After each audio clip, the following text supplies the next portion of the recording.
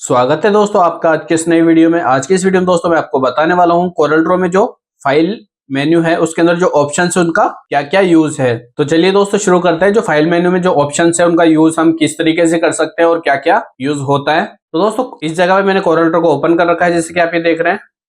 Corel Draw को open करने के बाद में जो हम फाइल ऑप्शंस में जाएंगे, जैसे कि ये पहला वाला ऑप्शन आ रहा है इसके अंदर फाइल वाले ऑप्शन पे हम क्लिक करेंगे तो यहाँ पे पहला ऑप्शन आ रहा है हमारे सामने न्यू, और उसके आगे लिखा हुआ है कंट्रोल एन, यानी कि न्यू प्रोजेक्ट लेना या फिर न्यू पेज लेना। जैसे कि ज्यादातर हम न्यू पेज के नाम से जानते हैं, न्यू पेज लेना।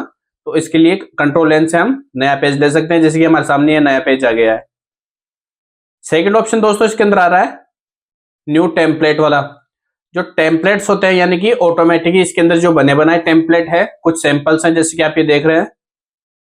जैसे एक बार के लिए मैं इसको वापस ओपन करके दिखा देता हूं।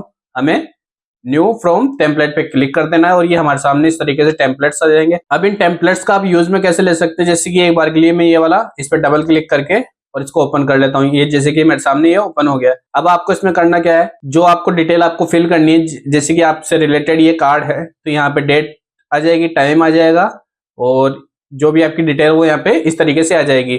तो ये जो सेकंड ऑप्शन था हमारे पास में न्यू टेम्पलेट वाला, वो कुछ इस तरीके से इसमें आपको मल्टीपल टेम्पलेट्स मिल जाएंगे, जैसे कि आप ये देख रहे हैं। मैं एक बार के लिए फिर से दिखा देता हूं आपको। ये आपको कुछ इस तरीके से इसमें मल्टीपल टेम्पलेट्स मिल जाएंगे। और इसके बाद में दोस्तों हमारे पास में थर्ड ऑप्शन है ओपन वाला। ओपन वाला वो है किसी प्रोजेक्ट को हम या तो इमेज हो या फिर कोई फाइल हो उसको कोरल ड्रॉ के अंदर इंसर्ट करना हो, तो उसके लिए हमें क्या करना होगा। ओपन वाला ऑप्शन आ रहा है जिसकी शॉर्टकट है कंट्रोल ओ। जैसे हम कंट्रोल ओ करेंगे या फिर ओ वाला प्रोजेक्ट ओपन करेंगे तो हमारे सामने कुछ इस तरीके के टेम्पलेट्स आ जाएंगे, जैसे कि मेरे कंप्यूटर के अंदर है। तो एक बार के लिए मैं आपको इस पे डबल क्लिक करके और दिखा देता हूँ ओपन करके। ये हमारे सामने कुछ इस तरीके से ओपन हो गया। अब जो थर्ड ऑप्शन आ रहा है हमारे सामने वो है क्लोज वाला। क्लोज वाला ये होगा जो हमने ये टेम्पलेट्स या हमारी फाइल है इसको क्लोज करने के लिए। तो फाइल को क्लोज करने के लिए हमें करना क्या होगा, फाइल पे जाना है और ये क्लोज वाला एक ऑप्शन आ रहा है, इस पे क्लिक कर देना है। तो आपका जो प्रोजेक्ट था वो डिलीट हो जाएगा, हट जाएगा। जैसे कि अभी मेरे पास में ये अनटाइटल 3 के नाम से है। एक बार के लिए मुझे ये भी हटाना है तो इसको मैं क्लोज कर दूंगा इस तरीके से और इसको नो कर दूंगा, तो ये हमारे सामने से ये फाइल हट गई। इसके बाद में दोस्तों हमारे पास में ऑप्शन आ रहा है क्लोज ऑल वाला। तो जितने यानी कि मल्टीपल आपके पास में ऑप्शंस होंगे, जैसे कि मैं एक बार के लिए काफी सारे टैब ओपन कर देता हूँ। जैसे कि आप मेरे पास में ये 14 टैब ओपन है।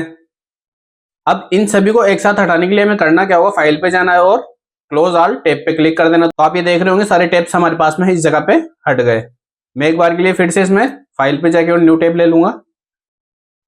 तो यहाँ पे दोस्तों हमारे क्लोज तक हो गया। क्लोज तक होने के बाद में हमारे पास में आ रहा है सेव। सेव वाला भी हाइड है क्योंकि हमने कुछ इसमें मैटर लिख नहीं रखा या फिर बना नहीं रखी वो डिजाइन, इसलिए हमारे सामने वो हाइड था। तो एक बार के लिए मैं इसमें कुछ इस तरीके की डिजाइन बना देता हूँ बॉक्स, और उसके बाद में देखेंगे हमारे पास में सेव वाला ऑप्शन शो होने लग गया, यानी कि थोड़ी देर पहले जो हाइड था वो हमारे सामने अब शो होने लग गया। तो कंट्रोल एस या फिर सेव का यूज हम तब लेते हैं जब किसी प्रोजेक्ट के ऊपर हम काम कर रहे हैं और उसको हम सेव करेंगे। तो सेव करने के लिए हम या तो कंट्रोल एस दबाएंगे जिसकी शॉर्टकट कंट्रोल एस है, या फिर हम यहाँ से फाइल में जाके और इस तरीके से भी सेव कर सकते हैं। जैसे कि मैं सेव पे क्लिक करूंगा और अब मुझे कहीं पे भी इसको सेव करना है तो इसको उस नाम से मैं सेव कर दूंगा। जैसे कि एक बार के लिए मैं कोरल ड्रॉ के नाम से सेव कर देता हूं। अब इसको मुझे सेव कर देना। तो यहाँ पे आप देखेंगे जो हमारे पास में अभी अनटाइटल था वो इस जगह पे फाइल का नाम आ गया है। ठीक है दोस्तों, जो हमारा सेव वाला ऑप्शन भी कंप्लीट हो गया। सेव वाला ऑप्शन करने के बाद में हमें सेव एज वाला एक ऑप्शन आ रहा है, यानी कि जिसकी शॉर्टकट है कंट्रोल शिफ्ट एस।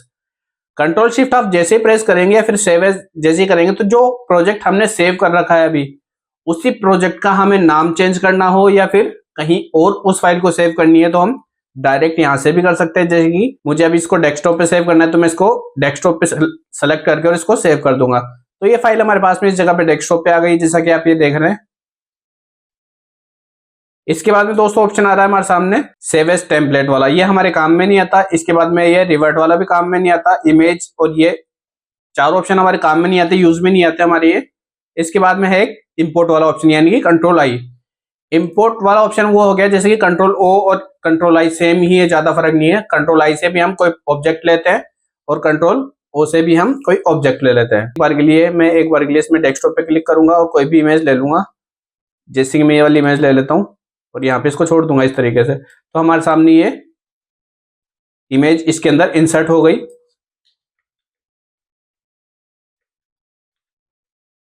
इंसर्ट होने के बाद में दोस्तों आपको करना क्या है, इसके बाद में एक ऑप्शन आ रहा है एक्सपोर्ट वाला, कंट्रोल ई।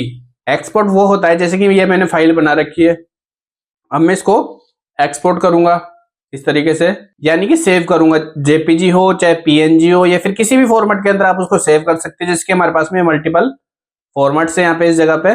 आप इसको किसी भी नाम से और कहीं पे भी सेव कर सकते हैं। एक्सपोर्ट में वो चीज आएगी सेव करने के लिए। एक्सपोर्ट वो हमारे पास में ज्यादा यूज में आता नहीं है। सेंड टू यानी कि ब्लूटूथ आप कंप्रेस करना डेस्कटॉप पे कहीं पे भी इसकी शॉर्टकट बनाना, ये उस चीज के लिए आता है काम में। इसके बाद में एक ऑप्शन आ रहा है हमारे सामने publish to PDF. Publish to PDF दोस्तों वो ऑप्शन है जैसे कि ये फाइल है हमारे पास में, एक प्रोजेक्ट बना हुआ है, जैसे कि मैं इसके ऊपर, ये हमारे पास में एक प्रोजेक्ट बना हुआ है।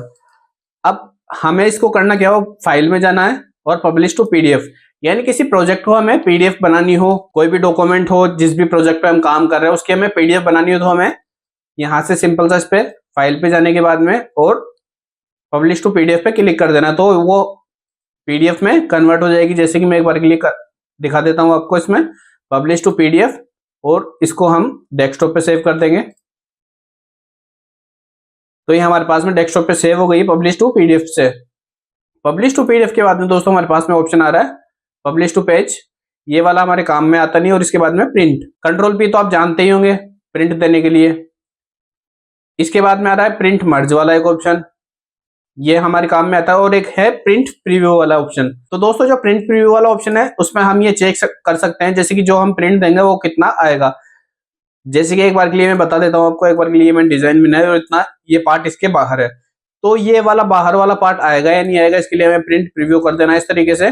तो आप देख रहे होंगे जो बाहर वाला पार्ट था वो प्रिंट पे नहीं आया, तो हम प्रिंट प्रीव्यू इस तरीके से चेक कर सकते हैं। इसको हटाने के लिए हमें जो रेड क्रॉस दिख रहा है इस जगह पे, इस पे क्लिक कर देना है, तो आप देखेंगे जो प्रिंट प्रीव्यू था वो इस जगह से हट गया है।